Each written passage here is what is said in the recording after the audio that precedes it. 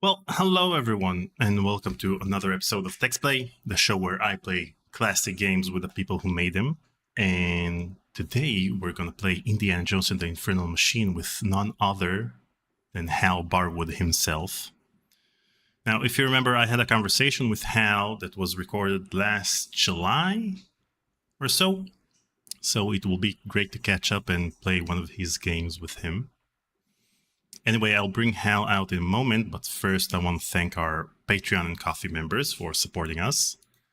And I'll keep it short this time. So thank you guys. And on the coffee donor side, thank you guys.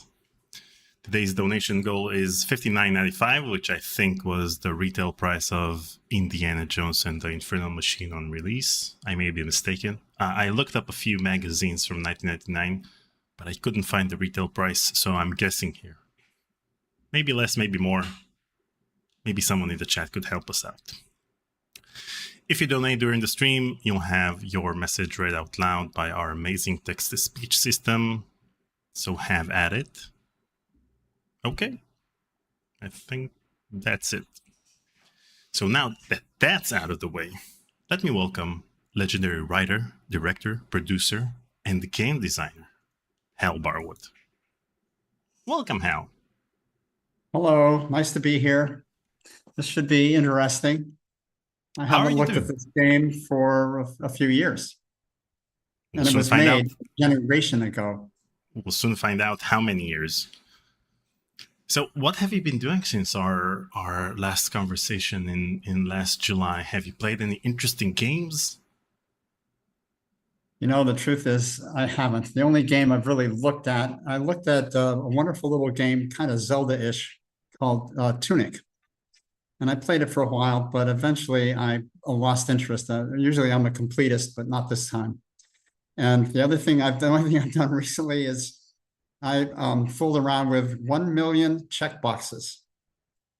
1 million checkboxes? Yes. It's a You go game? online, and all it is a fabric of tiny little check boxes, and every one that's on, you can click and it goes off. And you can just do it. And other people are there all the time turning on your stuff that you turned off. That's stupid. Wow. So it's a multiplayer game, so we can Oh play. yeah. Oh, Yeah. wow. It's on the web. It's completely idiotic. I should check this Um, out. yeah. This could be worth a So live stream. yeah, and the other thing I've done, of course, these days I'm a writer and a little bit of a graphic designer. And so this year, in the latter month of 2023, I published my second children's book called Why the Moon Makes Men Mad. You can find it on Amazon. Awesome. So I'll post the link down below later. And wow, that's awesome. You know, in our previous conversation, I had a few questions about Monkey Island 2 that I skipped. And I've been thinking about it this past year about when I'll get the opportunity to ask you these questions because I really regret the fact that I've skipped them. I think that in the conversation itself, I don't know why I felt like these questions may not be, you may not remember or you may not know what these questions refer to. But anyways, I'll give them a try right now. Okay. Sure. Okay. So, and Monkey Island 2, you're credited for works like crazy. And back then, in our conversation, I thought that it was just something that she said during the production of the game.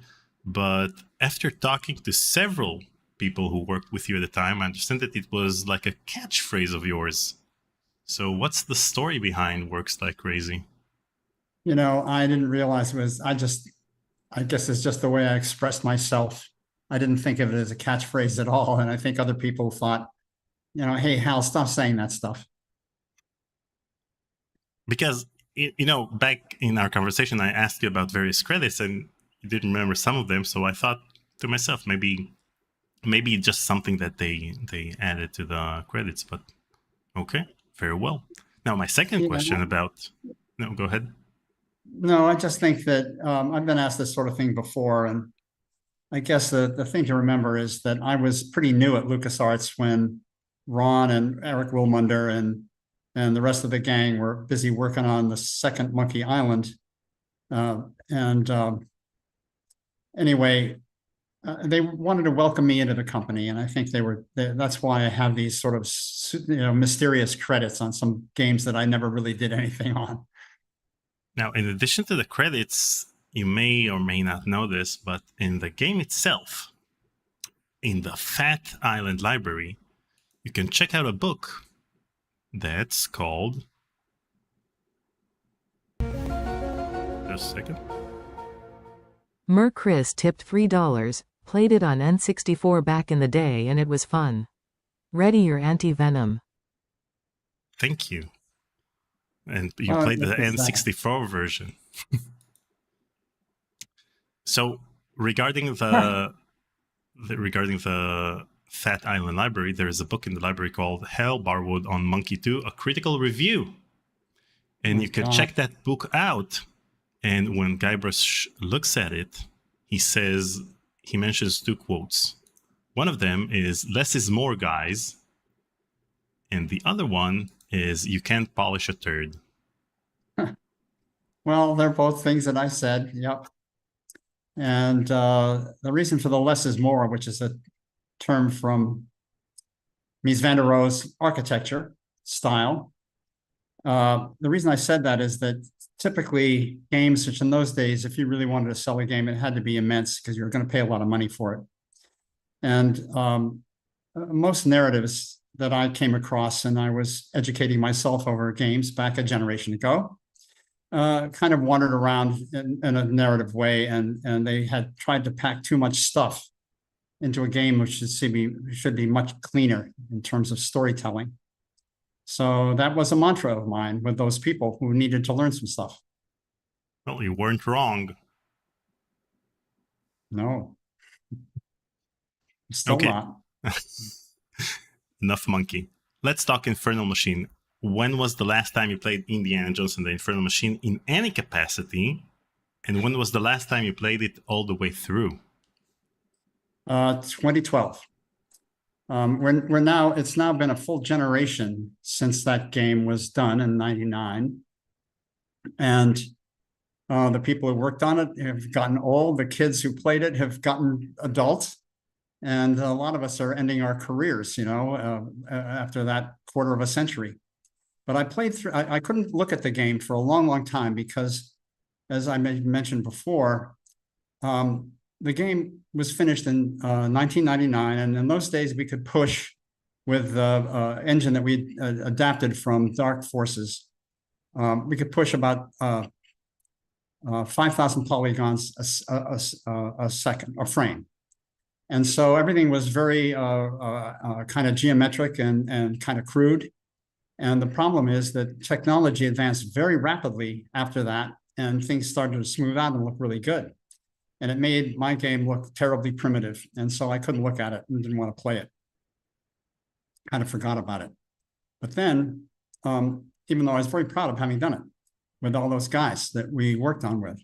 And but 12 years later, in 2012, I decided to take a look at it again, because instead of just looking primitive, it looked retro. And I was able to find some affection. And then as I played it, I realized I was looking at this terrific game, despite of what it looked like, that it still seemed to be imaginatively immersive to me. I just thought the level design was brilliant. It's terrific. Each chapter of the game, there are 17, and each chapter just seems to me to be terrific. Getting there and getting it done was not so easy, but we did it, and I'm very proud of it. And so that was the last time I went through it all the way. I've looked at it from time to time since then, just to be sure it will still run on Windows 11. Well, in recent years, you could run it with compatibility settings on Windows, but it always messed up the resolution. And now with Aaron Giles's Dream emulator, we can finally play it on stream without it messing up our resolution. So that's a great feature, and that's what we're going to use in this stream. We're going to play it through Aaron's emulator, and Cool. And it will run hopefully on Windows 12 or any future version of Windows. So you no longer need to worry about it. All Now, right. in an interesting turn of events, a few weeks after we scheduled this live stream, a level editor was released online for Indiana Jones and the Infernal Machine. And so it seems that there is a renewed interest in the game nowadays. And I also learned that there is a huge fan community online dedicated to Infernal Machine called the Indie 3D community. And they approached me a few days ago with a few questions they have for you. And they're probably also in the live chat right now. So I'm going to read some of their questions. So the first one is, it seems that there was a level called Shambhala Waterworks that was removed from the game before its release. Yep. And a few fans did some extensive research to find out everything they can about this removed level. Do you remember that level or anything regarding why it was removed? I do. I remember it very well. It was a difficult thing. You got to remember that LucasArts, I'm going to give you a long background here a little bit. George Lucasfilm, he started the first independent kind of visual effects establishment, Industrial Light and Magic. And ILM was then, it became a fashion, and other people were starting to do competitive visual effects houses, Sony and Boss Film and so forth. And they, in order to compete, needed to hire talent, and they're willing to pay for it. And then eventually they kind of went bust because they were paying too much for it. George assiduously avoided that and would never pay a lot of money for anything. And so I was, in all my experiences at LucasArts, I was always dealing with a lot of people who were just out of college usually, and either in their first or second jobs. And usually had almost zero experience in designing a game or designing the levels of a game. And so there was a very steep learning curve with a lot of very naive young guys who were very talented and wonderful. And one of them was Christopher McGee, who was doing the Waterworks level. And he couldn't quite figure out how to get it complete and turn it into a chapter in a game. And eventually we ran into trouble in terms of time and money. And so we just took the section that he had worked on the hardest, which was this kind of a jumping back and forth thing with all the stuff turning and the water wheels. And we incorporated that into the other level where we were going down the white water. And that way we got it. That way we got it into the game because we liked it very much. But as an independent level, it was it just didn't work very well. And the problem really is one of the things you notice with young level designers or anybody, young or old, who are doing it for the first time is that there's a disease, and the disease is too much space, too much stuff. And in order to make everything crisp and tight, it requires experience, you know. There's a wonderful quote that there's an epigram in Phil Knight's book, Shoe Dog, and it's that the beginner thinks there are many possibilities and the expert knows there are few.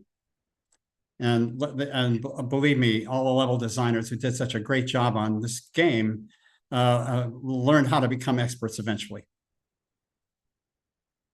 So this is what they found out about this particular level. Oh my God. They curated all of the promotional images that were posted on LucasArts' website, and they created a map of what the level would have looked like. Yeah, it's probably good. Where can I see this? At the moment, the resolution is no good. I can't really see anything. So I can send you the link. It's on GitHub. They created a full document of all of this data, and you know there are still sound files in the game itself, unused sound files that are used in the. Well, it was running. We were all looking at it, but eventually we made a collective decision to cut most of it and put just a chunk of it into that other level. But the part that did get in was, you know, Chris's best work. I thought that was wonderful. So the problem was that it was too ambitious. It was too ambitious, and it was it didn't really flow correctly. It's hard for me to remember all the details now, you know, and why it bothered me and bothered, you know, some of the other guys. It just wasn't compelling on its own, and it worked just great as the final chunk of another level. Another thing, that it seems that there was a multiplayer mode that was planned, and even in the code, there's some of that multiplayer code and even the multiplayer model of Indy that's still present in the game files. Why was that removed? You know, it's like junk DNA, right? It's sitting in there doing nothing useful. Well, yes, I wanted to have a multiplayer mode, and I wanted to do it in just about every game I worked on. We never succeeded. Eventually, it just became too hard to get it to work properly, and so we had to cut it. You know, I'm not sure if a few months ago or in recent years, the design documents leaked online. Oh, great. So here's the technical design review. That looks like my stuff. And there's also the design summary by you from November 1997. Yep, that's when we started. I had to kind of get people interested. You know, what was really going on was that Eidos was stealing our stuff. You know, and it turns out to be a wonderful set of games, Tomb Raider games. I love them. But we wanted to reclaim some of that territory, and nobody really wanted to do it at our company. So I thought, you know, I've got to get in there, and we've got to jump into the world of 3D, and we've got to jump into action adventure and take back what is ours. So that's the kind of stuff I was presenting to the powers that be, you know, the consuls of the wise at LucasArts. And I don't mind that it's out there. That's great. And it's interesting that the date on this document is November 1997, and the game was released exactly 2 years after that, on November 15th, 1999. So 2 years. Yeah. 2 years with an awful lot of 80-hour weeks. What took the longest? The level design, the technical difficulties in the 3D engine, yes, the story? Both. In the case of the engine, we were adapting an engine which was a first-person shooter called Dark Forces. That was a mistake, probably. It just didn't have anything in there that would do third-person stuff, and we didn't think that you could do a Jones game in first person. You've got to see the heroic character running around, and so we added the first-person stuff and the ability to see the world that you're going to interact in a little bit from enough of a distance to be able to handle a lot of the physical puzzling. And so we struggled with the engine, and we struggled with it for a lot of different reasons. But one of the reasons was that if you're first person, you don't worry too much about the fact that you're doing the 3D with Euler angles, and you can wind up with gimbal lock. And once you have a third person guy out there, if you aren't careful, the guy's hips turn around backwards, and when he uses his whip, it jumps all over the place. You just can't control it very well. So we had to work hard to get that stuff under control, and it was never very successful. A terrible port was eventually made to the Nintendo 64. Whatever the heck. Nintendo 64, yeah. Yeah, it was the 64. And Nick Pavis, who came along, Paul Lefevre was the lead programmer on the PC version. He did great. And we finally did get the engine running pretty well.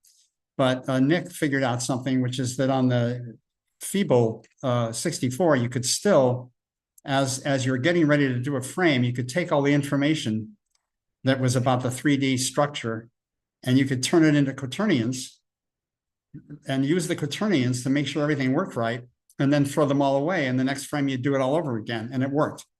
Everything else was a little too slow on a 64, and so there were a lot of gaps and bad play, but it wasn't intended as a real sales thing. We're just going to try to rent it. And but that was an interesting technique we could have done on the PC. It would have been great. The other problem was we used very primitive tools to put that game together in terms of level design. The level designers had no help from 3D artists to try to build the geometry of their stuff. They just did it in a tool which was very, very simple-minded. And also, we didn't really understand that, the stages we could go through. The company hadn't yet to discover the concept of concept art. And so people would just kind of get going based on my bubble diagrams that I put out in my design docs. And we would kind of struggle through to try to get it all figured out. And each level took about a year to get done. And I later learned that people down at Insomniac were, doing maps really quick and getting their levels done in about 6 weeks. So, we just didn't really have the experience to as a company to understand all the best ways, the best practices to go about, putting a game together. And it's really interesting to me that in the world of film, where I used to be a part of, everybody's freelance and everybody talks to each other all the time. So that, for example, if a cinematographer figured out that he has to go use drones, or, he has to use cables to get a camera over some huge area, and the next guy comes along, they'll talk, and the guy who's going to do it next will find out that the cables are elastic and they're flexible. So you want to use very wide angle lenses so you don't see bouncing too much. And people learn very quickly how to do everything. In the world of video games, everything is locked up in various different companies, and there's very little communication among them. And the result is that it's very hard to advance the technology in a universal kind of way. And we were certainly in trouble because of that. Okay, and due to the fact that there wasn't a multiplayer mode and the fact that there was no level editor, it seems that the end user license agreement was very restrictive. Well, we certainly had a level editor. You guys had it. I'm talking about the public one. Oh, okay. Well, no, I don't know about the public one at all. I don't know what it is. They may have gotten something from old LucasArts stuff. I don't know. So the end user license agreement was restrictive and didn't allow any modifications to the code. And it seems like that LucasArts was very restrictive when it came to this particular game, unlike other games where they allowed modding. Well, I don't think they ever allowed modding really, or you know, I didn't realize that they had legal language to prevent it. Certainly, once George sold everything to Disney, then you have to watch out for Disney. So Yeah. yes, they're very restrictive in everything they do. Okay. Speaking of ports, did you ever see the Game Boy Color port? Yes, I did. It was awful. I'm sorry. Want to see it again? People who worked on it, the people who worked on it, a British company, were crushed when I told them that I didn't go for it. It had lots of little bugs. It was very hard to get through each little level, and it didn't have any good way of. Wait, so you told them you didn't like it? Yeah. Yeah. Okay. It's not good. And it starts the same way, with Indigo saying time to go to work. Yeah, I mean it's fun, and I was hoping it would be really cool, but it turned out to be you know, very difficult to actually get anywhere. You know, there would be show-stopping bugs and stuff. And my gosh, look at this. Is this something you're actually playing or? No. This is a YouTube video of someone playing the game. Yeah, wow, it's cool. You see, you may have been too harsh. Maybe it's a great port after all. Well, you know, I'm more tolerant than I was back then. Look at that whipping animation. Now I gotta say, I love the Game Boy Color. That's my favorite of the Game Boys by far. I still have mine. So all you need to do is wait like 15 years and then put on your nostalgia rose-tinted glasses. Then every game is great. Every retro graphic is wonderful, and you can't believe that you thought that the graphics didn't look that good back then. Oh, the graphics look okay and everything. It's just that the gameplay is pretty restrictive and you know, it was just very, very, very, very crude in every way. So, you know, I'm glad we did it, but I wish we'd done it better. Okay. I wish we'd done the other ports that I'd be much more interested in would be, you know, to the actual Nintendo machine instead of just kind of barely working on it. If we'd really done a good job with that, that would have pleased me no end. Okay. Are you ready to play the game? Okay, by me.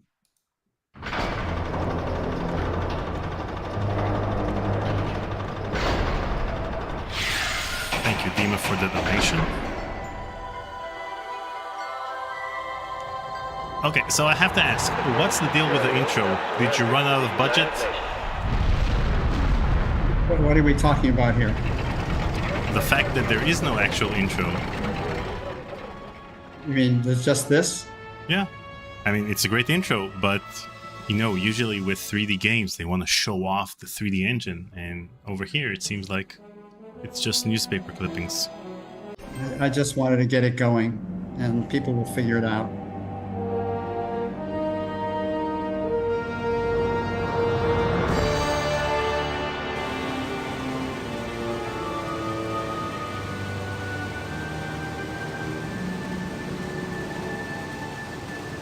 Time to go to work.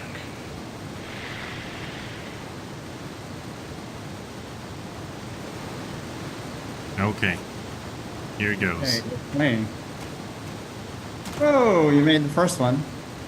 So, first of all, you can click the K button, and then Indy draws graffiti of various stuff. So, for example, he drew the green tentacle. Yeah, and the reason for that is so you can, it's kind of like bookmarks on a Kindle. You can see where you were if you need to get back there. Wow, so it's got actual use, it's not just an Easter egg? Well, it's both. It's, it's fun to be able to mark things up. It's fun to tag.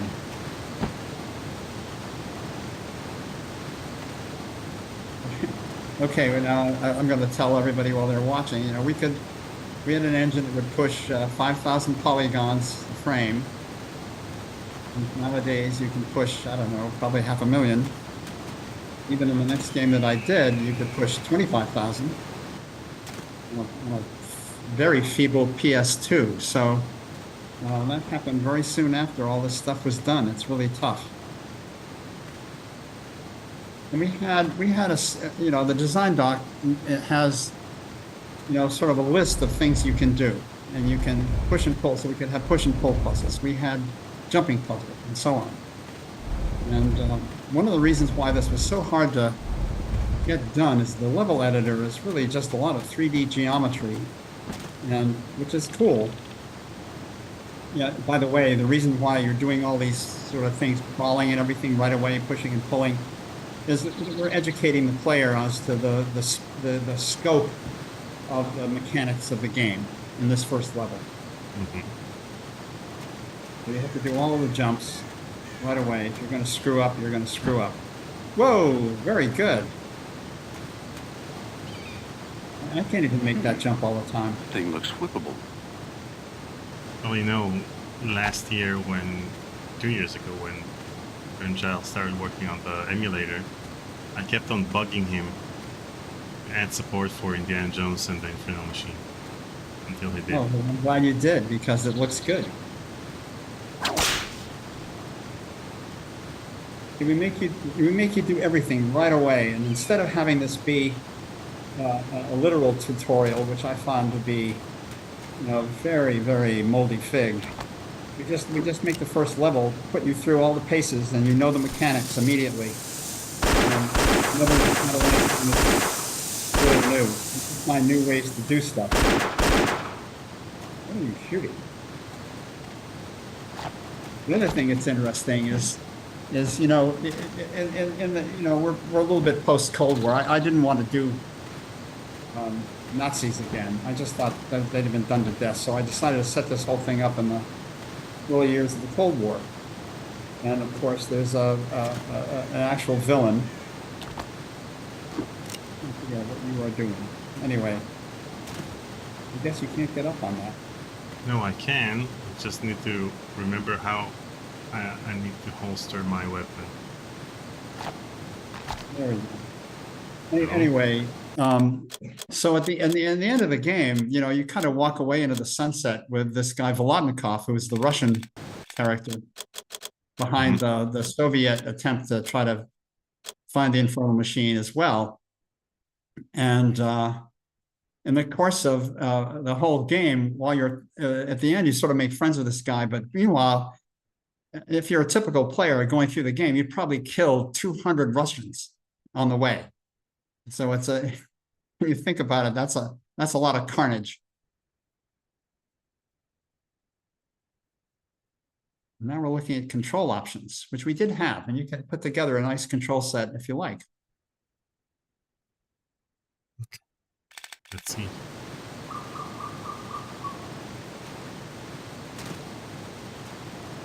First of all, let me turn up the audio, because people ask, oh man, how do I holster my weapon?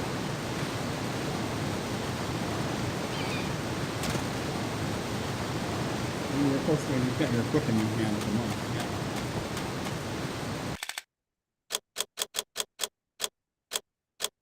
Let's try again. The control set, sidestep.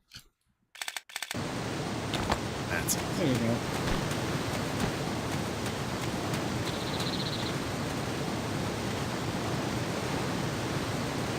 There you are. Aha. Well, it looks pretty good, I'll be darned. I know. You were too harsh with this game as well, not just the ports. And I gotta say, this game is not comfortable. Most of the younger employees at Lucas. Whoa.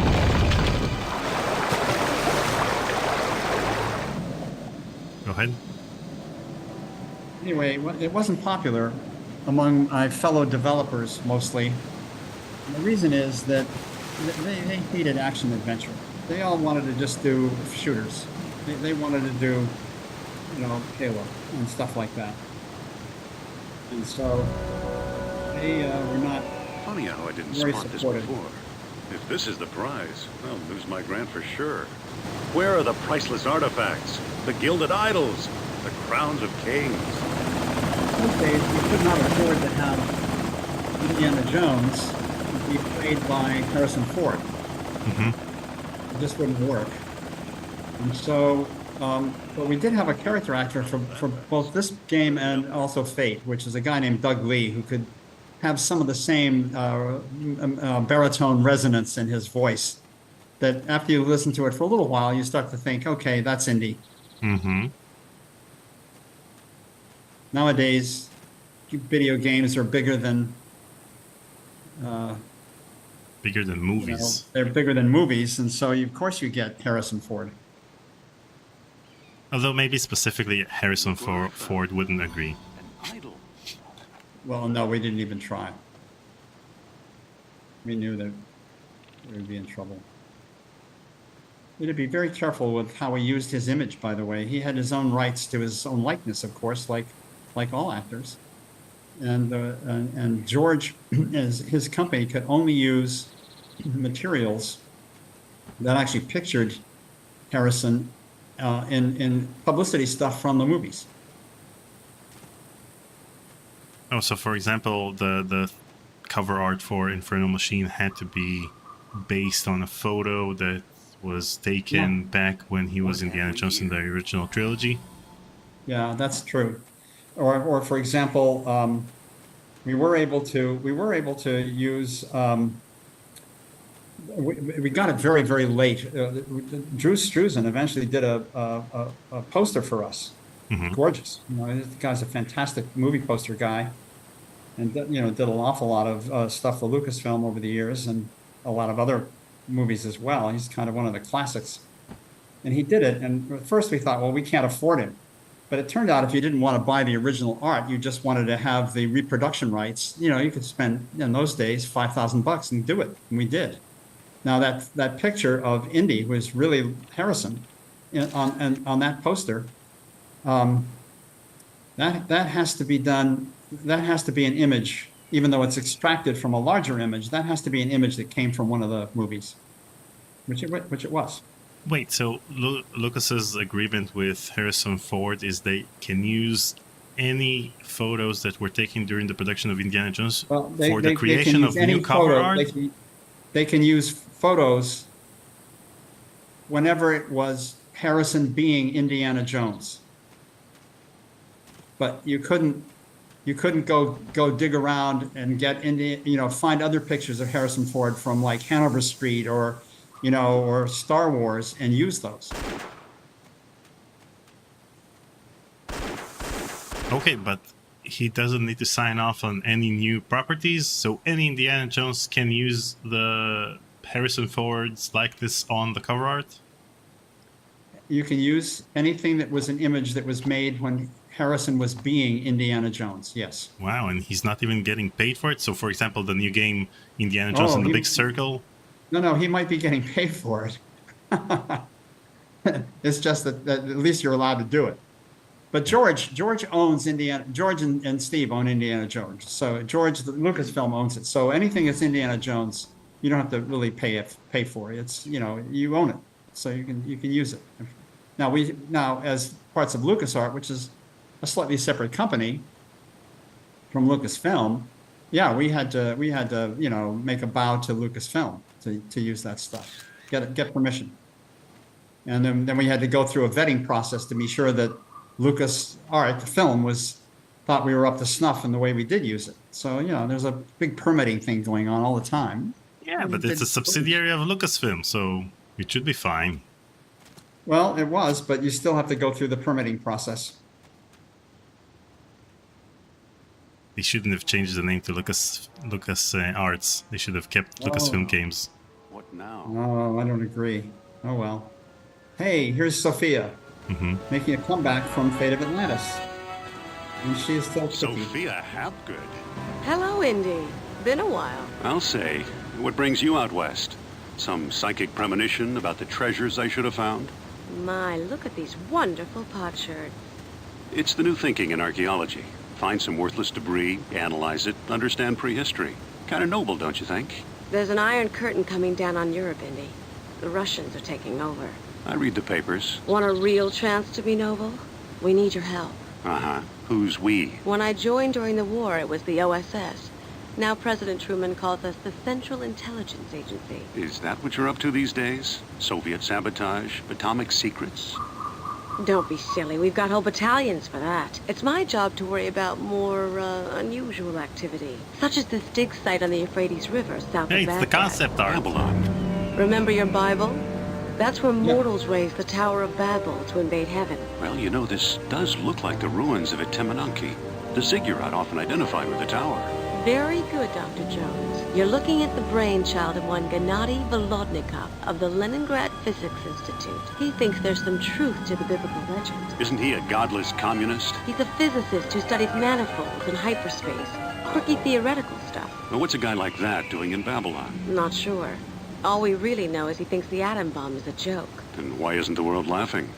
Indeed. Suppose the tower housed some deadly force no one else had ever heard of. Something as dangerous as nuclear fission.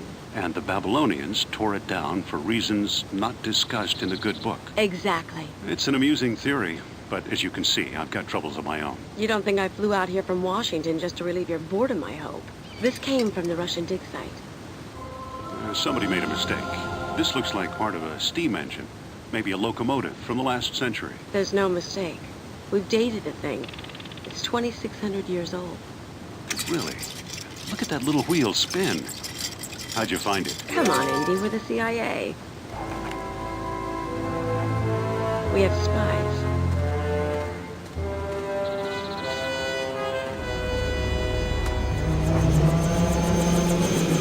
When we had 3D geometry,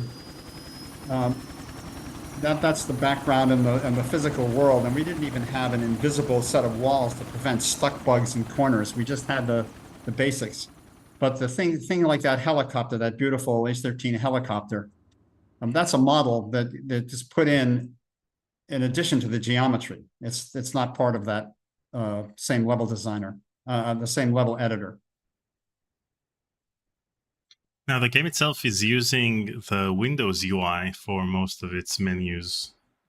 Yep. Was it a design choice, or that was the easiest thing to do? Yeah, I guess it's a way of signaling to the player that don't get psychic dissonance, between what you're doing when you're working on the machinery yourself and the game. Yep. This is Bill Tiller's wonderful set of maps. Mm-hmm. So we did a little skip through there. That's pretty good. Here we are. Brick and not much else. Why do the Russians want to dig it up? Now suddenly you're going to confront the enemy and start killing a lot of bad guys, and also a lot of, vermin. A lot of scorpions and stuff you got to shoot just to prevent them from biting you.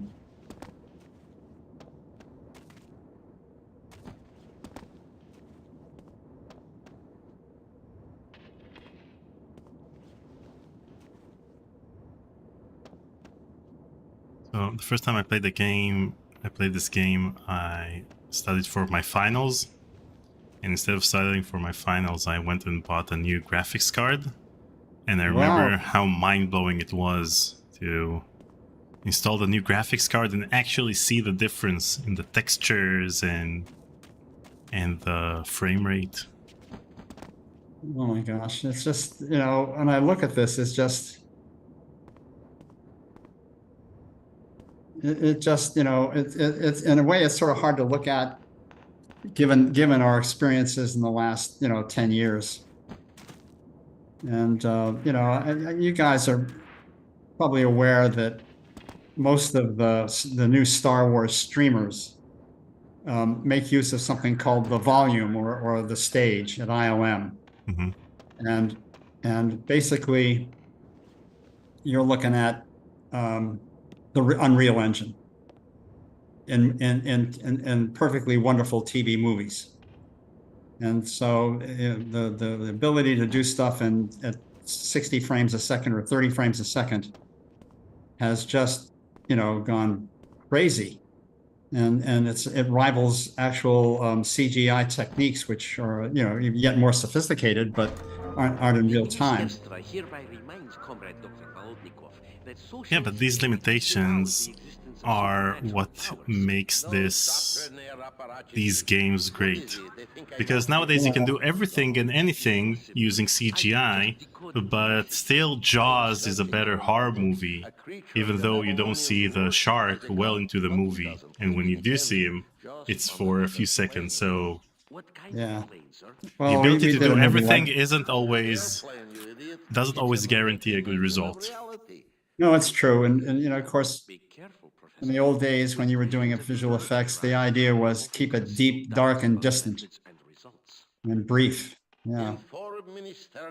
We're making excellent progress, all according to plan. We know the true story is waiting in the room of the tablets. That's where we'll find out what happened to the tower and to the machine Marduk inspired. There wasn't much in the way of rigging back It's a then matter either. of So, days. the shoulders are jumping all over the place, and the animation has to be very crude. So no motion capture? No, it's not motion capture. I know. There's an animation cycle and stuff like that so you can see how he works. But when it comes to actual moments where you're doing cutscenes with dialogue, the repertory of gestures and so forth is pretty darn limited.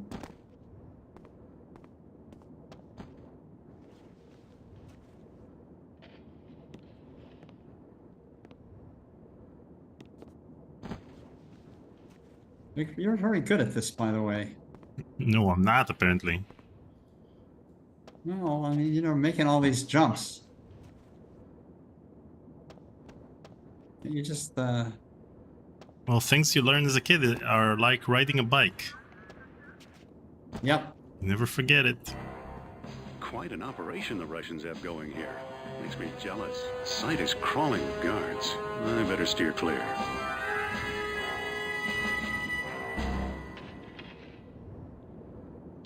So, wow. This game has a console in which you can type your cheat codes, and one of the things that was, let's see if I can open the console. F10, I think. Okay. So No, I'm sorry. So one of the Easter eggs that was recently discovered is, if you type the date, let me see if I have it here. It's also from the Indie 3D community. If you type the date, June 15th, 1997, Oh my god. and you look at the map, you see that instead of the arrow, I have a person over here. See? Huh. Yep. And who is that person? It's Pat, someone named Pat. And it's Pat and his future wife, and their dog Ben, and the dog Bean, sorry. And they have three icons because there are various icons that can appear. So once the three of them appear, then it's Pat, his future wife, and their dog Bean.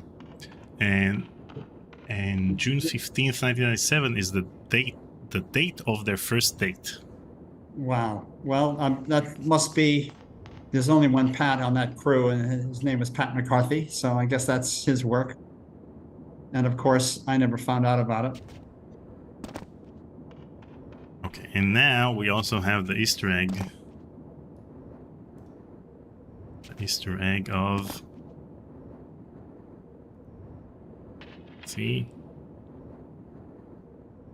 Guybrush Threepwood. Make me a pirate. Wow. Yep. And I have to say that this looks better than the actual Guybrush Threepwood in Escape from Monkey Island, which was released a year ago. after this game. Wow, Guybrush is a killer. Yeah. Now, there's one of the cheats that I recommend for this sort of thing is get all weapons and get all health. You know, that way you can survive these encounters without worrying too much about them. Oh, Well done. now you're dead.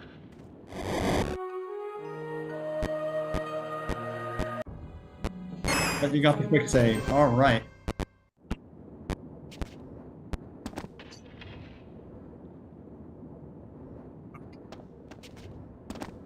We're back over here. Yeah. Okay, so before the conversation, you told me that if you activate God mode, then you can run into a few issues if you fall down, if you fall into a pit or something, because then instead of dying, you're just stuck there. Right? Yeah, yeah. It turns dying into a stuck bug, and you can't restart the game internally. So don't use God mode, but what would be really good would be get health, which is Azarim, underbar Sophia. We have Organ Elsa, which is the all weapons. Yeah. And- Yes, Oregon Elsa and Azarim Sophia are the two cheats that I would use Azarim, if I just want to cruise through the game. Sophia. Okay, And let's of see course, that's what I want to do. what weapons I have over here. I love to play games when I can explore, but I don't really love just, working hard to tactically kill a bunch of people without getting killed myself. It's just not something I find to be terrific. Quite an Yeah, hit him operation with a the Russians bazooka. have going here. Makes me jealous. The sight is crawling with guards. He's crossing his We arms better with a steer clear. bazooka. Spoiler angles. Okay, so if I activate the Guybrush cheat code with the bazooka, then it shoots chickens.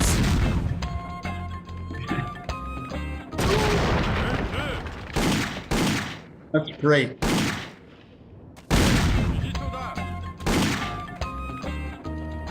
Missed. You also killed yourself. Oh my god. Don't do that.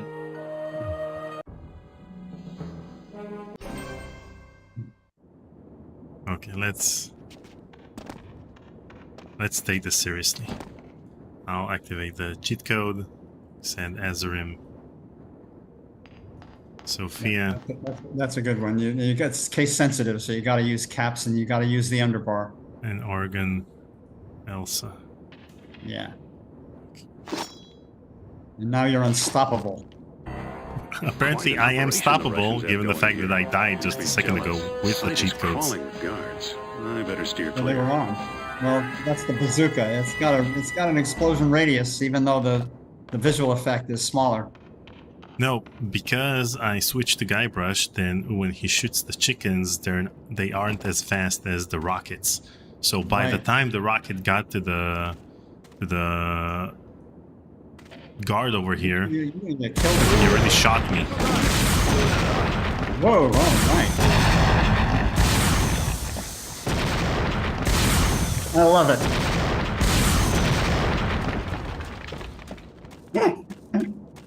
That's I great. mean, this is better than any shooter. Why did the people at LucasArts prefer to create shooters instead of this game? Instead of adding more weapons to Infernal Machine? This is my kind of game, so I go for this. Hey. Oh, hey, a health kit. Some medicine. I don't think you're going to need it if you've got Oregon Elsa, but it's worth picking up. I'm looking at a pretty red. Yeah. Wait, there's Thing a over spider there. over here. Yeah, you probably should. Yeah, they can poison you, so then you've got to use the health kit. If you get poisoned, your health is going to go down and down and down. So I Okay, would so use it. why didn't Azarim Sophia work? Azarim Sophia. All caps. All caps. I have it in lowercase over here in my It's list. got to be caps. All Azarim. caps. Yeah, all caps and I think you have to be in the console. So as long as you are, you're okay. That should do it. I hope. Oh man, The spider. Ah, the spider got me. Yep. Use a health kit. The health. I think I need the poison Oh, kit. the poison. Yeah, you do. Crap. You're gonna die. Okay. No, I'm not gonna die. Okay, Well, I have a you're poison almost- kit. I have you're tons almost of poison kits, and now I got. Let's use the trauma kit. Okay, we're good to go. There you go. There you go. We're good. Just a second. Okay, we're back. Oh, there's that little creature. Get that creature. Yeah, a little pistol will do him in.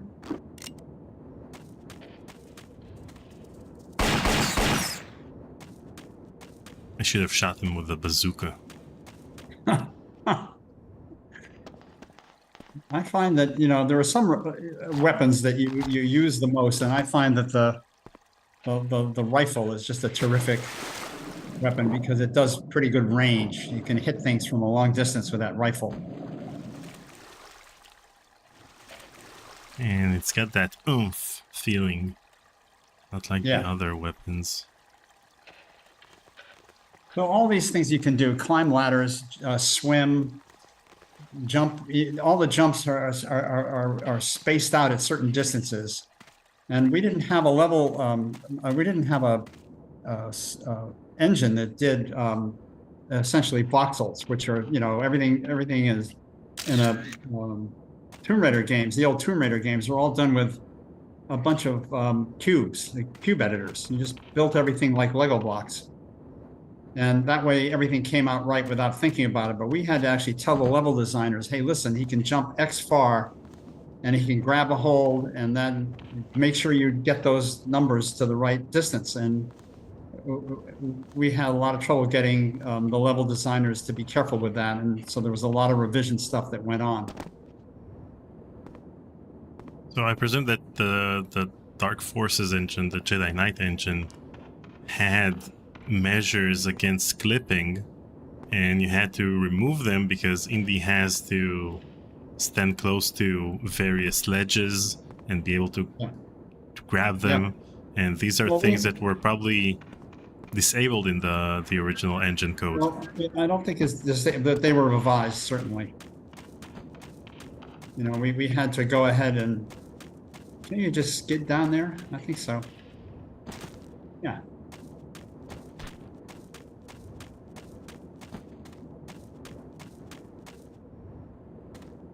What we didn't have, and anything that I worked on, is that nowadays, if you're building a game like this, you're looking at the visible geometry, and it can be very detailed, but there's usually another set of geometry which is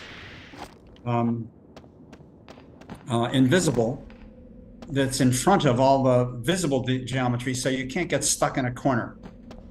You just can't go places you're not supposed to go, and because you run up against a much simpler version of the geometry, but you don't actually see it, but the machine and the engine knows that you hit a collision.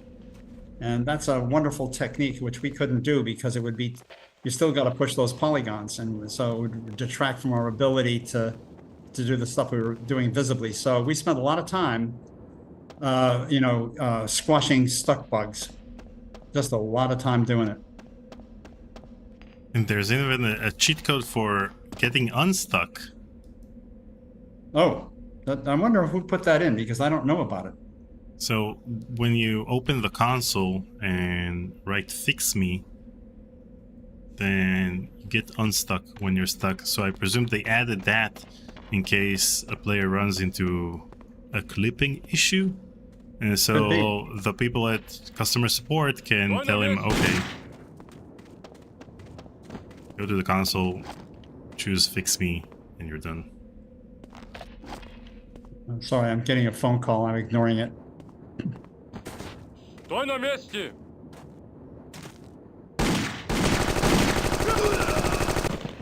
One of the cool things is, one of the guys was working on our games. Dad was Russian. What's this? A guy named Randy Tudor. First And aid. so we could, you know, Look what I found. I had to go and get First aid. my Russian language book, Ruski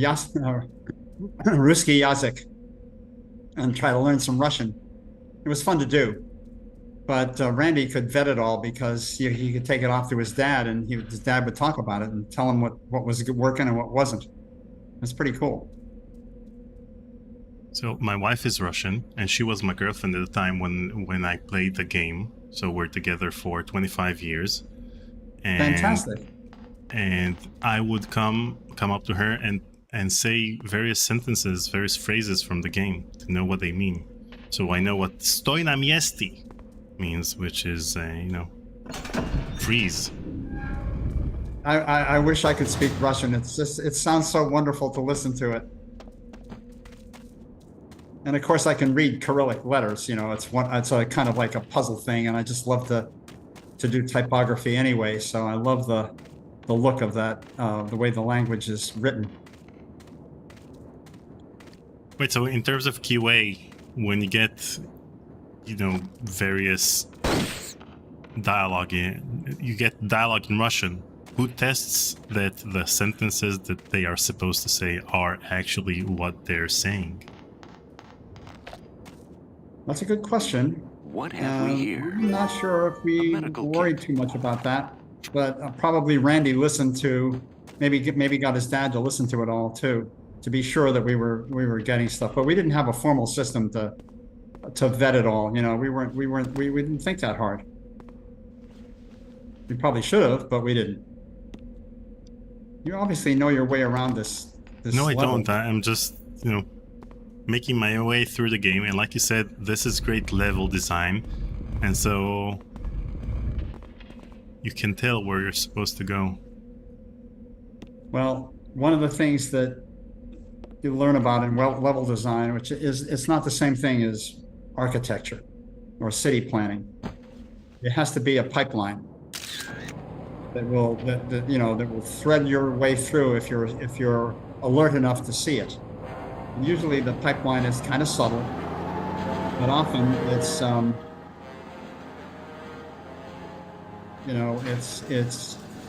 it's a factor. You're not really building architecture, you're building an experience, and it's important to know the difference. Right to the checkpoint. That's my passport. And I don't like action games that much, or shooters, but I really love this game. And like you said, the combination of adventure and action is exactly what you expect from an indie game, and that's exactly what you get from this indie game. So thank you for insisting on making this game while people at LucasArts wanted to do shooters instead. Well, they when it first started, when I first got going,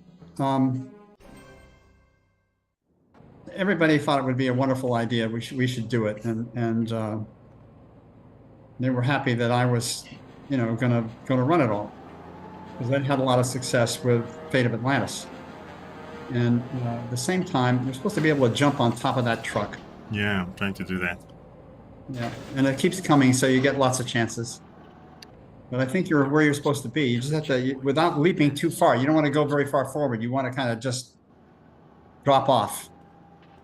And the trick is to anticipate. So don't take a running jump. You just want to stand off. No, I'm not taking a running jump. Wait a second. Let's see. I don't know. Maybe Wait. you do. Wait.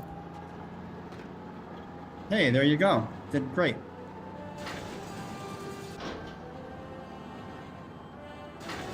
Now that is cool, I think. Yeah, and it's a great puzzle.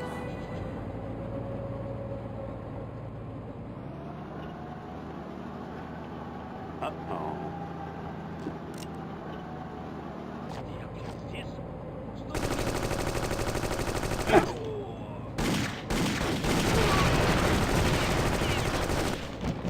What? One of the things we did is, you're dead. But, oh God, I hope you don't go back to that. Oh man, I forgot to save. Oh, that's okay. You're still here. That's good.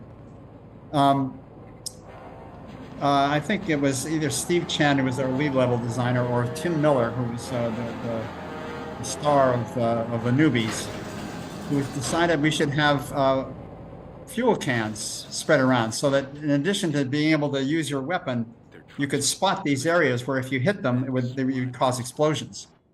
It was a wonderful addition. And you got a little too close. You know, the thing that interested me all these years was why, given the fact that Lucasfilm has exactly 2 major properties, Indiana Jones and Star Wars, why, when they got their license back to create Star Wars games and Indiana Jones games, did they focus mainly on Star Wars and not produce as many Indiana Jones games? Because there were so few and far between. Yeah. Oh, not quite. Saved. Oh well, you'll get it. You know, I don't really know how to answer that question. I think there were a lot of people in and around the company, both at Lucasfilm and internally in the upper management of the company. I was not part of that. That thought that the Jones. Now you're dead. You got run over. Oh dear. That thought the Jones franchise was a waning asset, and that it was past its prime. And I think that that's because we didn't do enough with it. I think it was you know, cause and effect, chicken and egg kind of stuff. Hey, there we go. Yeah, but what gave them the impression that it's no longer popular? Indiana Jones and the Fate of Atlantis was popular. Well, and they didn't bother doing anything with it in the mid-90s. No, here's what was going on. We knew that everybody knew that George was working on another sequence of Star Wars movies, but Steve and George were not working on more Jones movies. And the last one, the Last Crusade, was a few years in the rearview mirror, and so that's really what formed their impression. Do a save game. Yeah, I saved. And don't get too close to those barrels. Wow. Oh, God. Hey, you're in there. Okay, good. Okay, so You're let's almost... use the trauma kit, and yeah, then there you let's go. save, Okay. and then let's get the bazooka. How could they kill me? I don't think you need the bazooka. Stay Drastic away. time. Whoa! Oh, shit. Use the rifle. Use the rifle. It doesn't kill you when you shoot it. You know, Okay. Players are supposed to have a certain amount of discernment for the right weapon and the right... Yeah, but well, the way he looks up. The bazooka's the most fun. But No. it's also the most dangerous because it's got its back. Whoa, whoa, whoa, whoa, boom, boom, boom. Ah, the shotgun is God. too slow. Okay, let me get the machine gun. Yeah, that's probably a good one. That way you can just, you know, assault weapons always work. Wait, is it this one? No. No. Nope, that's the rifle. That's the best weapon. This is okay. This is There it. you go. Let's save. There we go. All right. There you go.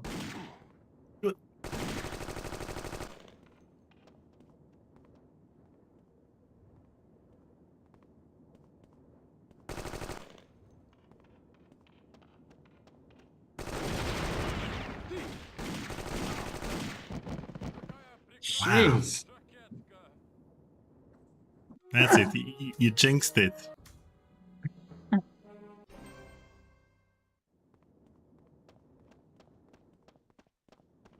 Now we get up on a high perch and try to hit everybody from long distance. All right, that's good. Okay.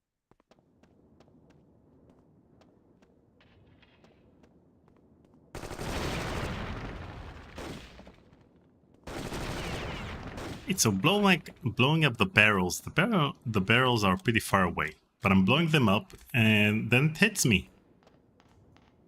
All right, now you can't get killed unless you just can't find the last couple of guys here. Get them, get them, get them, get them.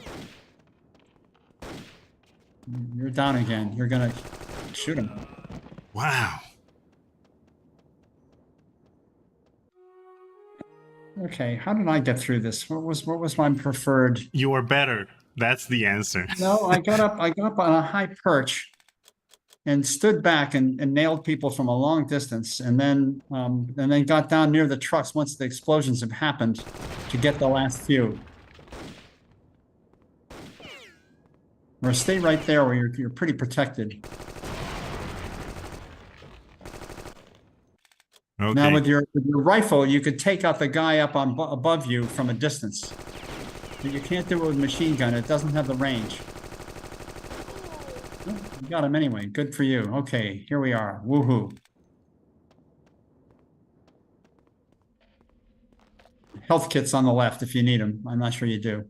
I really hope that the difficulty is set on hard, because otherwise... Hey. I should be ashamed of myself. You know, I did a couple of little desktop games before there was such a thing as casual games. The first one was a Jones game. It was a little bit primitive, and it's hard to play it these days. The other one, though, I loved, which was Yoda Stories, my only Star Wars game, really. I'm out of room here.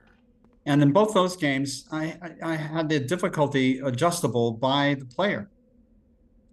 Because I think that, you know, you should be allowed to get through the game. You know, you bought it, you paid for it, you should find a way to get through no matter what. If you're not good at killing things, you know, reduce the difficulty, and you'll take a little hit in your feedback, you know, the gold stars you get or whatever, the IQ points. But at the same time, you know, you'll get through. You know, in our conversation, we talked about Indiana Jones and his desktop adventure and the other stories. And the thing is that I love the fact that she put a lot of emphasis on the story, regardless of the gameplay. And that's what makes these games great. Because, you know, you can always say these graphics are primitive and there are games with better gameplay. But the story itself and the entire package is what makes this game great. Well, thank you very much, because the truth is that I was working in an atmosphere where people confuse the concept of a chronicle with the concept of a narrative. You know, people, a lot of people, especially the younger guys at the company, just want to write their own story. You know, they don't want there to be a story. And that's okay. That's a kind of a taste in games. But I'm a storyteller guy, you know, have been doing this professionally for half a century. And I wanted to, you know, make that part of all the stuff that I did. And now, on the other hand, were I doing this game again today, I would make it an open world game probably, and it would be a different kind of thing. But one of the characteristics of the Jones franchise was, you know, world travel. And so we went that, and in order to do that, you have to basically make it a chapter game. And, you know, we also talked about Indiana Jones and the Emperor's Tomb and the fact that they ignored all of your notes about the plot. And even though the fighting system there is pretty great, I like this game better. Well, me too. Okay, what now? What are you trying to do? Where are we going? I don't know. You tell me. I don't know. You know, I can't remember this level that well. I know that you're supposed to get up here, but I'm not sure that you get up here for anything more than picking up that rifle. There's a passage over here that I missed. Yeah, I think this is what you need to do.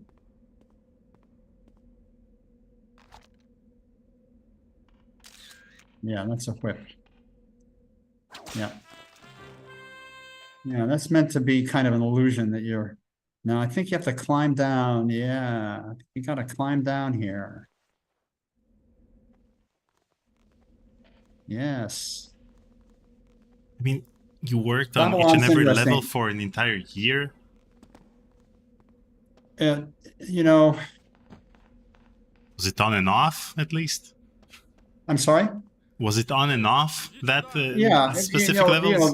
the level would be in some kind of shape within a few months, but it wasn't quick even then. But to get it all perfected and everything, all the textures done, make it all work, get rid of the bugs and everything, it would take quite a while. And that was an error in our production system at LucasArts. So eventually, Look what I found. wow, a treasure. But as you can see, the fact that you produced levels at a slower pace made the levels better than levels from other games. Oh well, I think that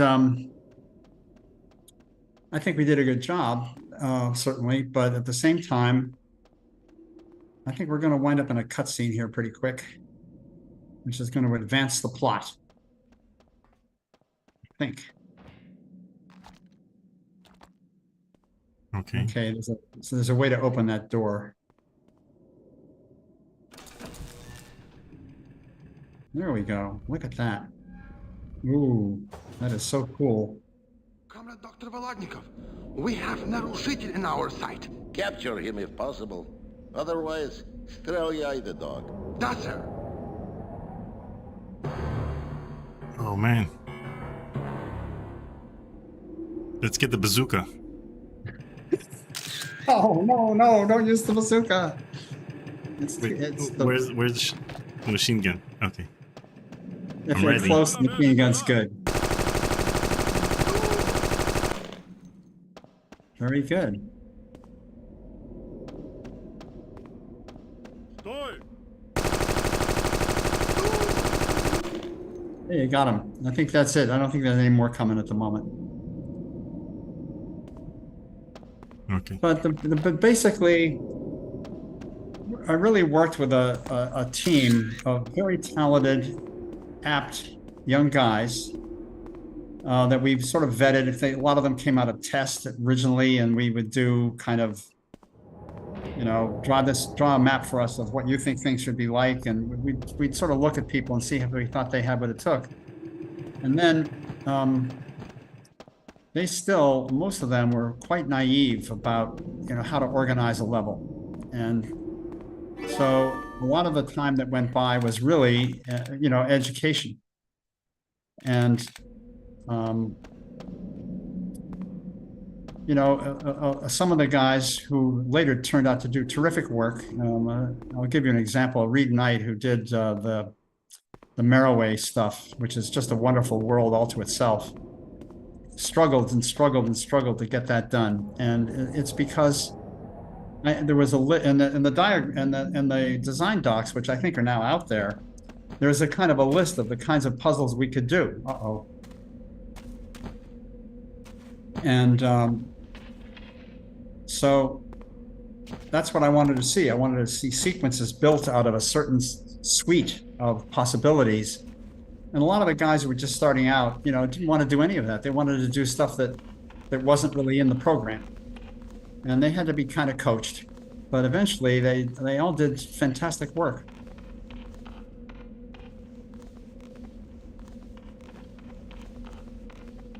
And in the early 90s, the internet wasn't publicly available, so you couldn't release patches for the games. So did the fact that this game was released in a time in which you could release patch over the net, did it make the development process easier or less stressful, given the fact that if you'd run into a game-breaking bug, you could always patch it online? Well, yeah, we couldn't really do that, but we did eventually release a kind of an update. There was we did an update in the early 2000s. I'm trying to think going into one of those rooms. That's what you need to do. I remember Okay, this. so yeah, switch the lever. Yeah, over there. Oh, so I opened this one. Okay, so I opened you this should door. go in there. Yeah, I think there's some important stuff there.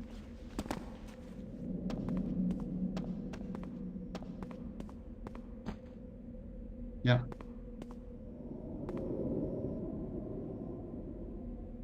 Wait, so when you're saying that the Game Boy Color is your favorite handheld device, you'd say? Yeah, I don't have a Switch and I don't have a Steam Deck. But back in the day, I guess the first thing that happened for me was I remember the first Game Boy I got, which was the first Game Boy. And I remember lying in bed at night and my wife would be reading a book and I'm sitting there beside her playing Link's Awakening.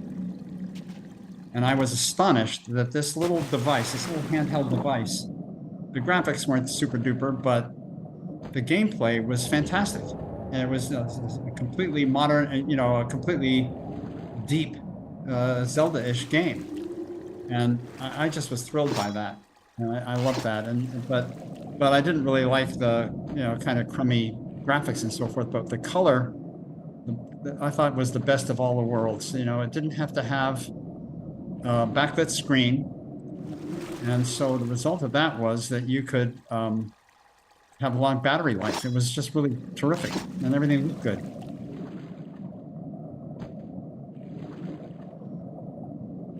Given the fact that you loved the Game Boy Color so much, how come you don't have the Indiana Jones and the Infernal Machine? I'm sorry? How come you don't have Indiana Jones and the Infernal Machine on your Game Boy Color? I do. Oh, you do? Oh, of course. Oh, awesome. I just don't like it very well. I like this. This is wonderful. I've forgotten. I'm trying to figure out, there's a way to get out of this, here and there.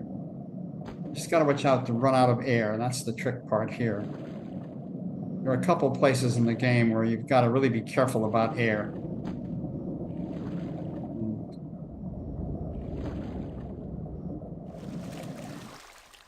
Okay. Are you back where you started, or did you get somewhere? Hopefully we got somewhere. And some of these mazes, I'm more fond of mazes than most people, and I wish I weren't quite so fond of them. That's a little maze that you were in, and it's hard to keep track of all the directions you need to take. Yeah, but mazes in adventure games are unforgivable, but in this type of game, it's totally acceptable. So Ori in the chat asks, was this game supposed to be an answer to Tomb Raider? Did you make explicit design choices to try to differentiate it from Tomb Raider? Yeah. It is. Tomb Raider is a wonderful action-adventure game, and so there's quite a lot of similarity. It won't budge. And they got their ideas from us, so and they did a great job with them. But I wanted to take back the franchise, and so we wanted to do a game which would appeal to those players. Oh no! Why are these doors always locked? I'm not sure why they're locked. There must be a key somewhere. Because of Hal. Здравствуйте, товарищ. Open the door. I'm here to deliver supplies, dig stuff. Whatever you need, I've got it. Ты шпион? Мне прекрасно стрелять шпионов. What? Aha, this is the cutscene. Hello, Dr. Jones. Welcome to Babel. I'm Simon Turner. Remember? CIA? Sophia works for me. Oh, you stole the cogwheel. And our commie friends don't even know it's gone. Volodnikov's a hopeless academic, not a field man, and frankly, I need clues he doesn't have. That's why you got tapped. You're a famous archaeologist. I'm just a spy. This should get you through the door. By the way, rumor has it they found a gold statuette of the winged god Marduk. Be awful nice to have that. CIA runs a museum. The company runs a hive of soulless bureaucrats, but I am a passionate collector. I'll bet you are. So I love the attention to detail. I mean, you could have skipped the part in which they shook hands because it's difficult to do, but he still did it. And you have them... Sort of. They shook fists. Wait, use that key. Indy, use the key. Use the key. Wait, do I need to get the bazooka? I heard someone... No, you don't. No, you don't. Иди сюда. You're getting low here. There you go. Man, you he's don't fast. have quite the. You just use the rifle. You'd have killed him already. He's still alive. There you go. He's dead. But you need to go back where you were. Gotta go through that door. But I had some unfinished business in this room. All right. Okay. Let's save. Let's... Yeah, just in case. Get the trauma kit. Oh no. Why are these doors always locked? We have the key. There it is. I like our minimalist interface. You know, the interface comes when you need it, but it's not around most of the time. Mm-hmm. And I like that. And try to make the game very pictorial. I was trying to avoid cognitive dissonance, which I experienced in a lot of console games where the interface is just all over the place all the time, and especially in first-person stuff where, you know, if you're doing Samos and some of those Nintendo games, you know, the whole thing is just a kind of a head simulator. And I wanted to make it more movie-ish, so I did this kind of minimal interface, which seemed to work pretty well. Yeah, and I love the fact that, you know, you have the health bar at the bottom, but it's semi-transparent, so it doesn't take you out of the experience. Yeah, it solidifies when you're taking damage. So if you start to see it brighter, you know, uh-oh. Here, the Kovic in the chat wrote, minimal interface was one of the most forward-looking aspects of this game. Oh, thank you, whoever said that. Okay, wait, I need to blow up this. Let's try. You want to be far away when you do it. I'm gonna use the bazooka. No, use the rifle. Don't use the bazooka. Are you crazy? Oh my God! All right, you did a quick save, right? Okay. Yeah, I did. Oh my God! All right, let's see what happens. By the way, the Kovic, the one who said talked about the minimal interface, was the one who created the level editor I was talking about earlier. Well, that's really cool. And Texby in the chat wrote, Mr. Barwood, your imprint on modern games is clearly expressed. Even so, I know that the title like Indiana Jones and its desktop adventure game was not so popular, but I liked it very much. Thank you. Oh, well, thank you for the kind words. All right, Indy. I'm going to use the bazooka. You step back. Step way back. Okay, there you go. Yeah, that worked. That All right, worked. And now we're deaf. Let's go see what you got. Yeah. I think you have to go down there. Whoa! Woohoo. Okay, I have a question for you. Where does Indy hide his hat when he's in the water? You know, there is no answer to that question. It's interesting. You ever notice in a movie how from day to day, all the actors wear exactly the same clothes? That's because you're in a movie and you need to have cues to keep everybody oriented all the time. And you ever notice how people usually don't eat? And if they do, there's got to be some dramatic scene. I actually wrote one of those for Close Encounters. And, but most of the time you never do that. And people never go to the bathroom in a movie. And in a game, you don't worry too much about where the hell that hat gets stored. Uh-oh, spider webs. Oh, no. Let me get the bazooka. You're going to kill yourself. Don't worry.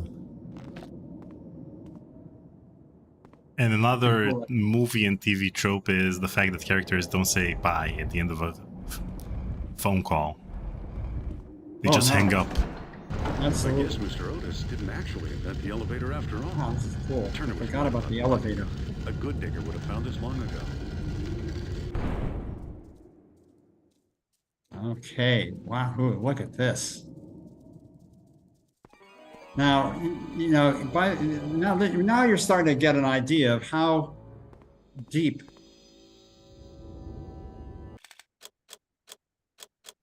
yeah. There's an item. There you go. What do you know? Sophia's little gift has a purpose.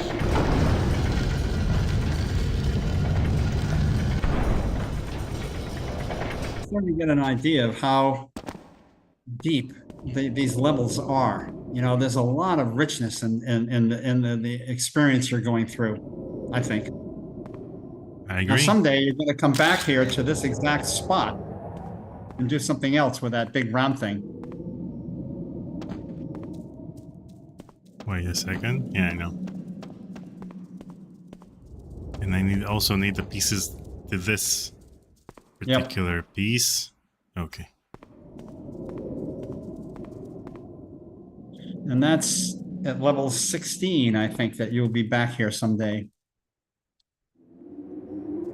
And of course, you get through in a much faster way. It's just, you know, the heck with shoe leather. An example of that costume thing that I mentioned. I had never seen the whole movie. I wanted to watch Kiki's Delivery Service. It's one of the early Miyazaki movies. So I watched it last night, and no matter what she's doing, Kiki is always wearing her black dress, and she always has a red bow in her hair, no matter what, whether she's sleeping or running or flying, whatever. That's part of that idea. Okay, where am I? Nebuchadnezzar's library. Whoa. Shh, don't disturb the patrons.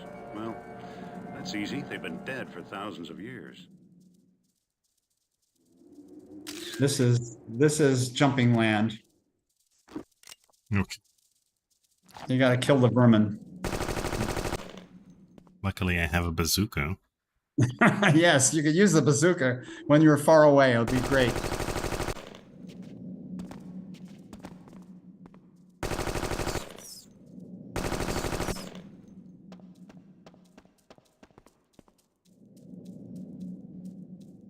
Ah! You got you. Now you're poisoned. That's it. I'm getting the bazooka. Oh. I'm getting extra venom. No. Oh my God! You killed yourself. Hopefully, I saved. Oh God. Well, I'll say one thing. Nowadays, when you do this, the good thing is that, yeah, you want to kill everybody before you drop down the next level.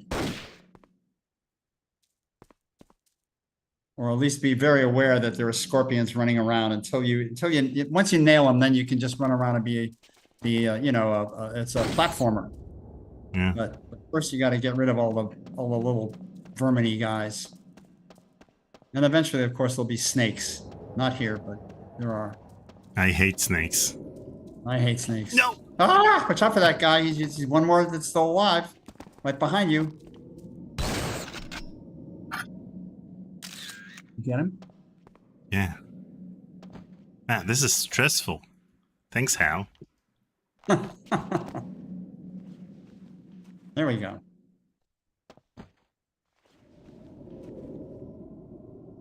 Cobwebs always mean spiders, so watch out. Okay, so we've been here. That's where I came from. So I need to stick around for a while because I need to get to... You have to get, what you have to do is get way up on that wall. And it's you have to jump all the way across the chasm. It's just amazingly weird.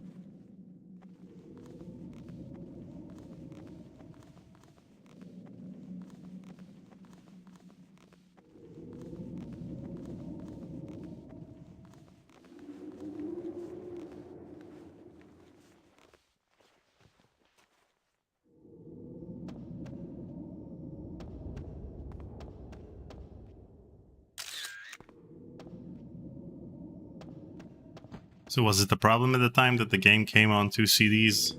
Or were they fine with the fact that even though we don't have any FMV cutscenes? Well, the truth is, there would be long discussions with the marketing people as to the quality level of the CDs. Were we going to take a chance and have a few bad ones, or going to spend twice as much money and make sure they'll all be good ones? They wanted to not spend the money. A CD is less than $1, and even in those days, and so it was much cheaper than the first version. For example, of Fate of Atlantis came on, I think 7 floppy disks, 3.5-inch floppy disks. That cost a fortune in the cost of goods. And once we were able to do it all on a CD, it was unbelievably cheap. So a CD was cheaper than the floppy disks? Oh, way cheaper, yeah. So why did you charge so much? When Loom came out on CD, it cost $100. What? Yeah, I got the Adventure magazine, and I just looked up the Adventure magazine from spring 1992, and I noticed that at the same time the Loom CD was out, so they sold the floppy disk version at a discount price, because at that stage it was 2 years old. But the CD was new, and it cost $100, $99.95.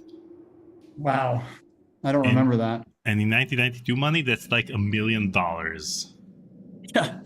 Yeah. Wow. Well, I love that game, but that's another game that is not necessarily popular among everybody who was there. Now I'm trying to figure out. But it's my favorite. What, Loom? Yeah. Oh, it's a wonderful game. Wonderful game. I'm trying to remember if you can jump to there. I'm not sure you can make that jump. I think I need to jump to the... Oh, you're dead. Yeah, I think I don't need to do that. Okay. I think you have to figure, but you have to be there on top of that thing. I think you can take the ladder. The ladder you went up. You remember the ladder? Just okay. You can go up one more level. Nope. Somehow you lived through that one. Yeah. Wow. Go back and get on the ladder, which you climbed over to the sideways. That's to get a little treasure here. Go back and turn around, drop down, get on that laddery thing. Go way to the left, and then climb up on. And now you can get on top of that guy. Yeah. There you go. Hey. You have to really, it's funny. I'm looking at that. Okay, so now you can drop down. Okay, now you can jump. You can jump across, or at least you can get to the middle. Let's try again. Yeah, I think you have to just try to get to the middle. Don't run too far. No, but I want to get to the treasure. Oh, you did it. Hey, good for you. Ooh, treasure. So was Dudley... This is for the completists. Yeah. So was Dudley happy to hear back from you guys? I'm sorry? Was Dudley happy to hear back from you guys? I think so. And then later games used another actor, but I thought Doug was the best. Harrison, of course, been the very best.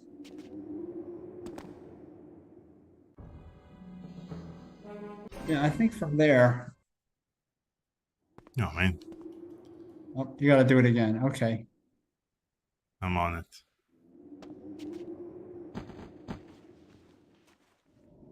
Okay, so I need to get to the platform in the middle, right? Well, I'm not sure. Take a look to the left. Nope. 180 around. Look up. Yeah, you can't get up there. That's too high. There's no whip. I think I just don't remember all the details here. I just remember it being very hard. Oh, I know. I think there's a platform. Well, you're too far. This is what you wanted to hit down there, just in front of you. Don't run when you jump. Just jump. Try just. Here we go again. Okay, just. Whoa. Nope. Would you look at that? Indy's knees are better than mine. I'll say, boy, oh boy. That was a pretty good fall. So if I remember correctly, I was stuck in this level for several days until I found out there's a whippable thing right here. That's it. Oh, look at that.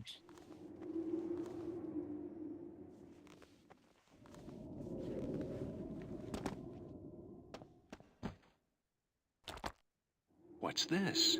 You need Part that. of a cuneiform tablet.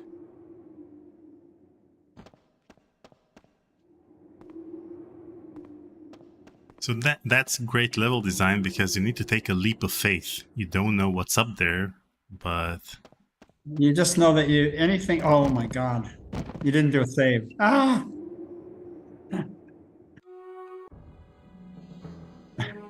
Here's a nice thing. On your machine, the reload is almost instantaneous, thank God. I know. Back in the old days, if you died, it was going to take a while for the thing to. Oh God. All right, well, you're alive still. Here we go. I'm alive, and it didn't affect my health at all. I mean, I have 100% health. I have no idea. You should be dead. I think it's a bug. I think if Indy does a backflip or a front flip, then it doesn't affect his health when he lands. That might be a bug. Okay, up you go.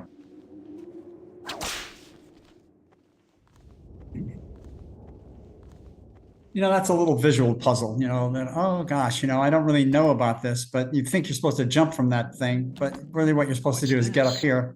This is the main thing you need. That's a huge thing to get. But I think there's another one. Yeah, I think you've got to make it across here.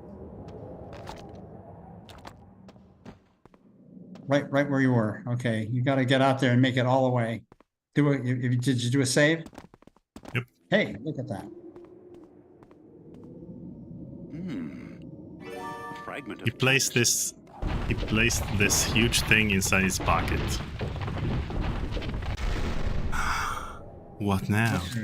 Now, oh yeah, now you got to get down. And so I think now is when you have to jump down to that next one right over here. Don't jump too far. Just jump off. Don't run. Just step off. Just step off. Don't flip. What is this? A leap of faith? Oop. Oh my God. Well, you're dead. Okay, I'm gonna listen to you next time. Okay. Hey, I designed this thing, remember? Okay, so I'm just gonna step off. Just step off. Well, you have to take a step, a little bit more, but you don't want to really be energetic. I have to take a step. I took the off part. All right, here we go. Okay. Okay, now take a little. Oh, that'll do it. Here you go. Uh-oh. Where's What the hell? Okay. Because I was supposed to be hanging from this platform, but the cutscene started. You have to get down one more. Okay. And now I think you have to land on that middle guy. So again, it's like a little bit of a move. Don't flip. There you go. Ah. See? Now you can get down from there. Awesome. And now you crawl under there. Oh man, I see spider webs. Yeah, but I think what really is, you watch out for those guys. Just get ready to kill everybody. I'm ready with my bazooka. But this is what that look at this. Marduk, wings the and CIA all. operative told you about. Not bad as priceless treasures go. You know, it's funny. There's a spider thing there, but I don't see any spiders, so I'm not sure what's going on. Maybe there were scorpions or something, and you killed them already. Eating Machine says in the chat. Eating Machine says in the chat. Impressive how well Hal remembers everything in the game. Well, after watching, it's frustrating, of course, to just be doing things again and again. So now you got to get out of here and go back where you notice on one of the walls, you could put those pieces you just found. Mm-hmm. Okay. Yeah, so you just want to leave this, you just want to leave this area.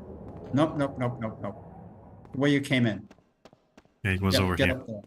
Yep. So in my conversation with Noah Falstein, he said that, you know, when it came to the Indiana Jones property, when they worked on Last Crusade, then they asked George if they can kill Indy or if they can change plot points from the movie. And George and Steven were fine with it. So Ori's question is about this game. How much did Lucasfilm supervise the property in this game, and was there anything they didn't like and you had to argue or change for this game? Good question. They basically had no supervision whatsoever over the story. We showed them the design docs, of course, and they said, "Okay, great." And the only thing they did do is they wanted to see the look of Indy. They didn't care so much about the level stuff or anything like that, or the story. They approved it, but they needed us to show them, you know, the model, you know, show them how Indy looked, and then once we did that, then they approved. You need to be down there. I know, but there's a bug there's an inventory bug, and I need to pick up something to fix the inventory bug, and then I'll be able to open the inventory. Oh. Question is, do I have something to pick up?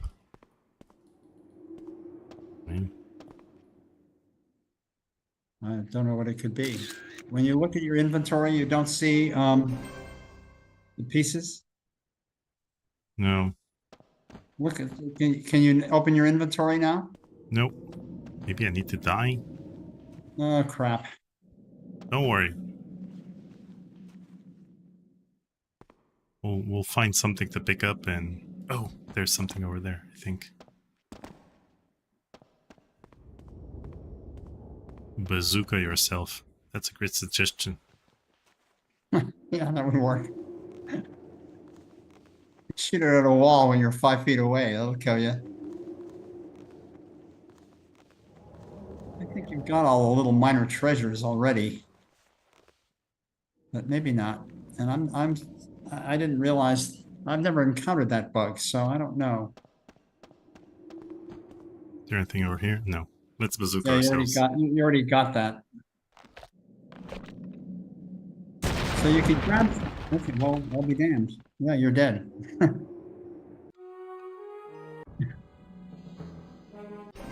Let's see what you got here. Let's see if you've got those pieces.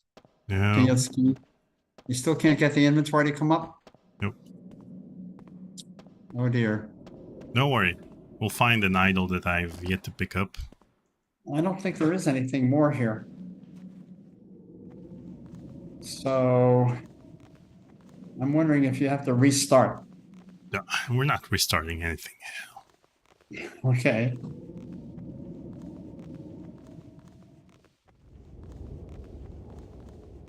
But I just don't remember there being any more treasures. The treasures are really just for the completists, you know?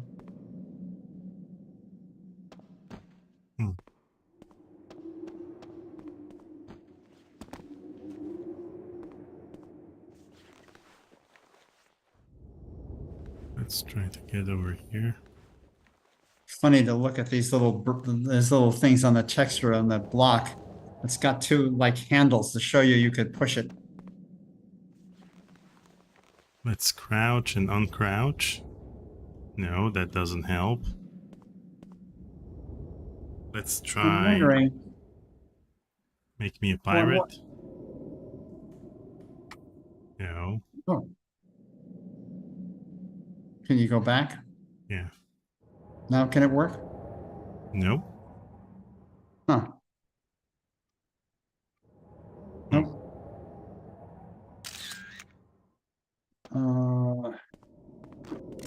So apparently, the Kovic in the chat writes that it wasn't an issue with Windows 95 and 98, but it started being an issue with Windows XP, and has been an issue since. Okay. Well, I guess that's a good warning for me. Let's look across. Let me look at something. That upper, is there anything in that upper window there? No, we were in there already. Yeah. And everything's collapsed. You can't get there anymore anyway. I think you're stuck without a restart. I would do a real save instead of just a quick save and then back out and start again. I can't reach the save game menu because I can't open the inventory.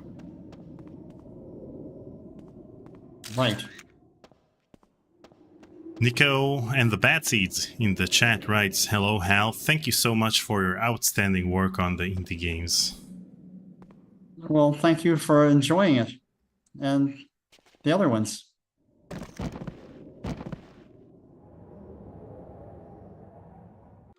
Dun, dun, dun, dun. Okay, we'll find. I think their 80 machine says that there's a tablet at the bottom that we've missed. Let's see if we can get to it. Yeah. You just go down the ladder. The ladder, but we have this platform over here. I'm not sure if there is a ladder. Oh, right. Isn't it right over here? Oh, I'm sorry. You're on that side now? No, you're... Yeah, let's see what happens. Yeah, drop. There you go. Now you can get on the ladder. I believe. Yeah, I need to go up the platform. Now move over, and then you can go back down, and it will work. There we go.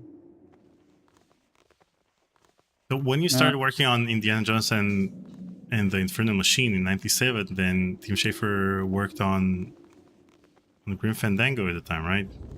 I think so. No, he was working on that. Let me think about that. That was later. No, he worked on Grim Fandango in '97, '98. So okay, it was around the same time. Yes, he did. I'm trying to think.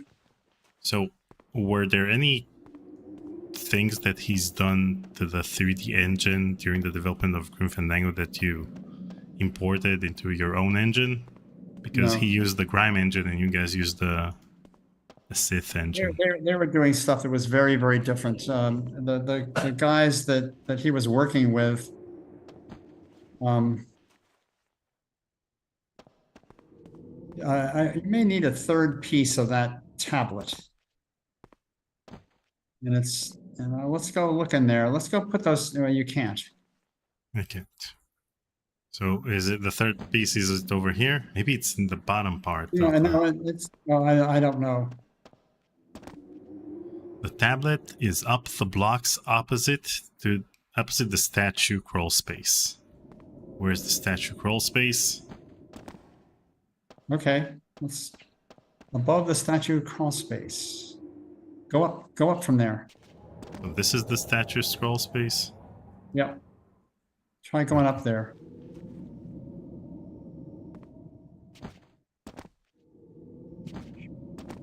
You may not be able to. How about on the left? So Das in the chat writes, N64 is how I first played it. Personally, I liked it a lot. Wow, I'm so glad. There you go. There is another piece. Now you've got to get over there somehow. How the hell are we going to do that? We're going to jump. Whoa. Look at that. No, there's going to be stuff here.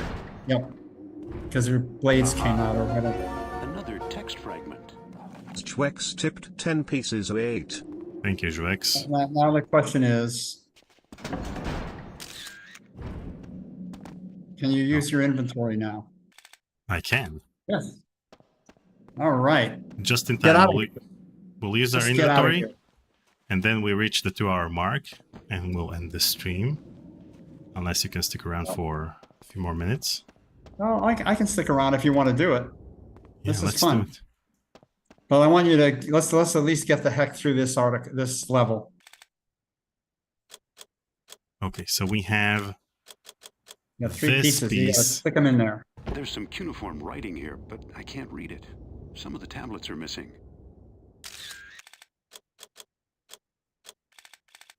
There, it fits. But I still can't read anything. That's a cue. That's a clue that there's more pieces. Make sense. That's all. Let's see here. Make welcome, seeker. Know that it was Nebuchadnezzar, in heed of the writing that Marduk made appear unto him, who builded the great engine. Having no understanding, the rabble hath thrown down his work, but 4 trusted disciples are scattered upon the face of the earth, and the relics go with them. Wouldst thou tread the path of knowledge, look eastward. Ergon it is who flees to the heavenly mountains, where Shambhala holds a mighty secret. Shambhala Waterworks. Heavenly mountains. I wonder if that means the Tian Shan Range.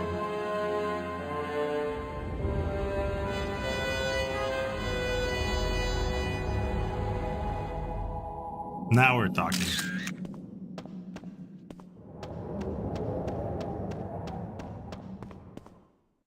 Hey. Hey. Now what? An idol. Yeah, when you get through each level, you get, you can sell these things and you get stuff. You don't need them because of cheats, but how the heck do we get out of here? So you go up the elevator, I guess. Yeah, because now we can push this off the platform, and then we can go up the elevator. So this is great level design, because up until now we couldn't push it in any direction. Now we can.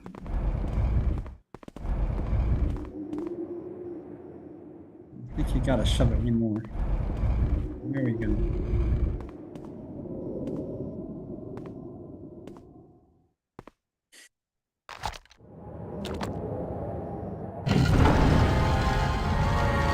Yeah. Hey. The actual reward is the fact that you can jet out of there, You've been stuck in there and now you can just jet out. And there's a cutscene right at the end here.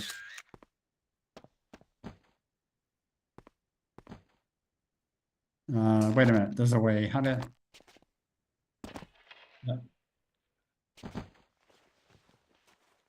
Okay. There you go. Ah, Jones, there you are. Got a statue for me? Will this do? It just might. Anything else? Wow, that was According huge. to the Was that in his inscription, pocket? the tower once housed a great engine. When the Babylonians smashed the thing, 4 priests escaped with the parts. Taking them where? Not sure, except in one case. Some fellow named Ergon headed for the Heavenly Mountains. There's a crude map of Central Asia. That's not much help. Might be enough. The Tian Shan Range straddles the border between China and Kazakhstan. The name translates as Heavenly Mountains. Kazakhstan? Last time I looked, that was Soviet territory. Kazakhstan. Maybe I won't show the border guards my passport. Okay, buddy, it's your funeral.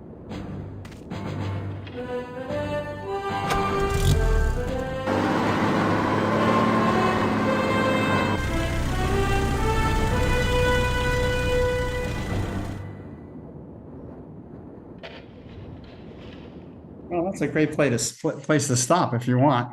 How'd we do? You're pretty good. And now you can buy stuff, although I think you've got the cheat for everything you want. Yeah, so. I have everything. Okay, so let's save. People in the chat are writing that the follow-up stream would be amazing. So if you're up for it. Sure. So let's watch the cutscene and call it a day.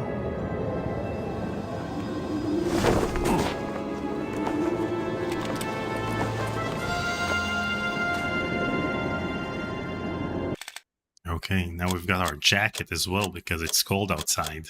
Yeah. Save game. Definitely save this thing. Hal Barwood, let's see if it actually saved it. Here we go. Ozzy Astaroth tipped 5 pieces of 8. I haven't played this game yet, but I am about to give it a try. Thank you Hal Barwood for your fantastic work. Well, Yeah. tip of the hat to the players. This is, I'm glad you're still interested in this, what now seems to be an ancient game. It's not ancient. Come on, 25 years. That's nothing.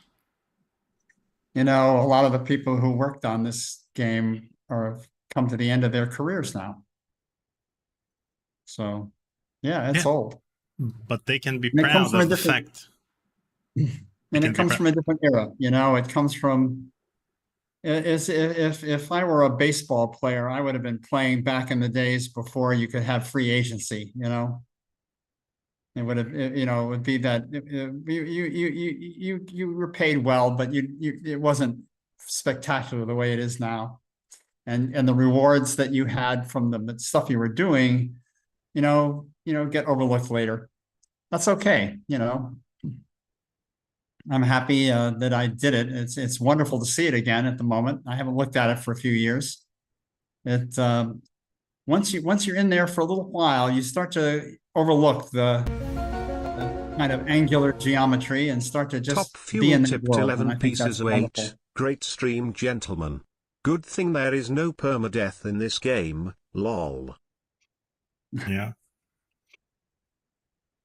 Well, thank you again, Hal, for joining me for this live stream today.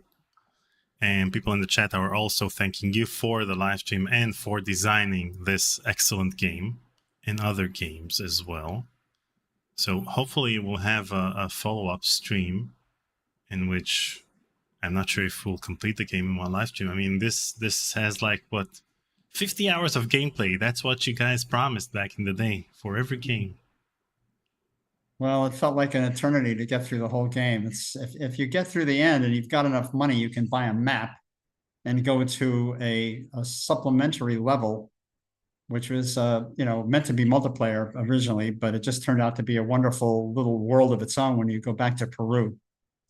And anyway, thank you very much for having me and doing the game. It was fun to watch it instead of having to worry about killing everything all the time.